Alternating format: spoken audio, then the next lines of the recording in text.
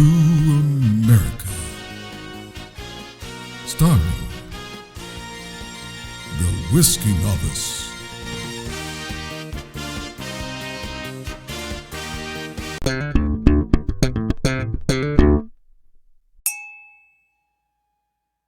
Hello, and you are very welcome once again to another whiskey review with me, the Whiskey Novice. It is review number 79 and part 4 and the final part of my series Back to America, where I have looked at some other American whiskies. I've had a bourbon, I've had a rye, I've had a single malt, and we're back with bourbon again, and this time Knob Creek from the Beam Distillery there in Claremont, Kentucky, owned by Beam Suntory. This one has a mash bill of 75% corn, 13% rye and 12% barley. Expect to pay £30 to £35 here in the UK if you're looking for it. And this leads me into something of, let's see, how can I word this? Everyone, I think, buys whiskey for a reason. There's a purpose for their purchase, if you will. And sometimes it's just for curiosity. You think? Because, yeah, that's me. I think sometimes it's just curiosity. And this is a prime example. I've had a few bourbons, I've owned a few bourbons, I've reviewed a few bourbons throughout my series, and every now and again, and quite a bit actually, I see Knob Creek popping up. You have to look at availability. I would imagine in a lot of regions of the world, Knob Creek's probably very readily available. Here it's not very readily available. It's readily available in the right places, but not very readily available. So you got to go looking for these things. Was it one that I was mad keen to get my hands on? Not originally, but then curiosity got the better of me, and I eventually bought one just to see what it was like. So now that I've explained all that to you, let's see what it's like. Bottled at 50% ABV, which is always a good place to start, isn't it? Let's get into the nose, shall we? Quite a sharp acetone note, straight out nail varnish remover. But there's oak and char very, very quickly behind that. That acetone note comes, as I say, quickly, but then you realise that that's oak and char that's given you that nose. Weirdly, at 50%, it's relatively delicate. The ABV is there, you know it's there, but it noses quite delicately. And it doesn't take long to get underneath everything and find the usual. Creamy toffee pennies. If any, Quality Street had these toffee pennies. Those in the UK and Ireland and probably some in Europe will know what I'm talking about. And this very much is that toffee penny thing, and it's the hard toffee. And a lot of that comes with dusty corn. Now, I use dusty corn as a nose, as a term, quite a bit with bourbon. What I mean by it? Well, mellow corn got me down that, which is 100% corn whiskey, got me down that path of what a dusty corn is like. Now this is, say, 75% corn, so that dusty corn thing does show up quite a bit in it, and I find that it's it, along with the oak, along with the char, that brings those caramel vanilla notes. All very typical bourbon notes for me. Yeah, vanilla, orange, slight tang of peanut, which I found quite a few. Yeah, all very bourbon-esque. And it's something that I've mentioned before. I almost level bourbon. They're all quite bourbon-y, but there's good, bad, and, well, I said about ugly bourbons before, but there's average bourbons as well. So it's all bourbon to me. I don't want to leave myself wide open there, but they are quite similar. All right then, let's get into the palate, shall we?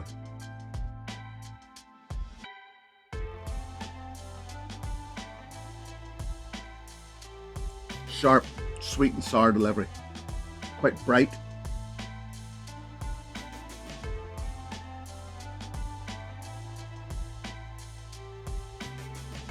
Toffee and caramel. Once again. Little floral, actually. And a little hot. And it's a cinnamon heat. There's a cinnamon note here.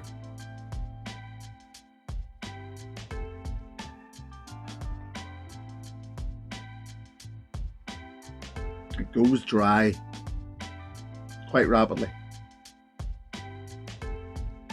I'm getting milk chocolate and toffee, and actually I'm getting that for the first time. Yet again, to my UK friends and probably European friends, once again, Dime Bar as it used to be, Dame Bar. Yeah, very much so. Where it's a milk chocolate, and I'm not quite sure how you would describe what it is. It's almost like a crispy caramel inside.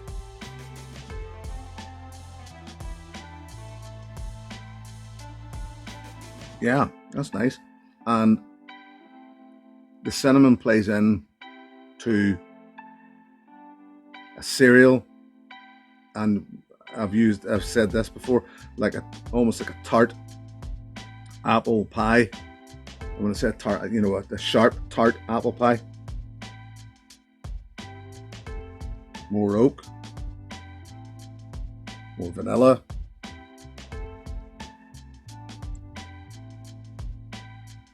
Yeah, I'm getting that Dame Bar thing now that I didn't get before. And the milk chocolate's definitely there with it. And it's very pleasant, actually. I do like that. Now, this does go dry quite quickly. Sweetness all hangs about the back. But it's nice. Getting more out of this now than I did when I took my tasting notes.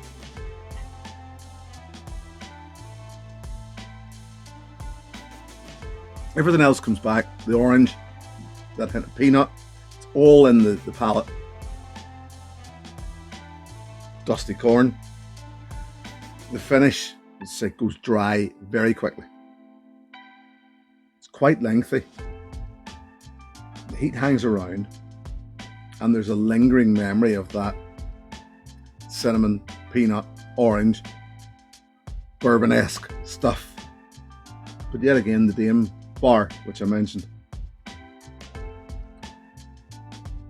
My American, Japanese, anybody else who's watching this, Australian, Asian, anywhere else who's watching this, if you don't have Dame Bars, look them up. Google them, and there'll maybe be an explanation for something that's closer to what you have, because I'm getting an awful lot of it in this. I do like it.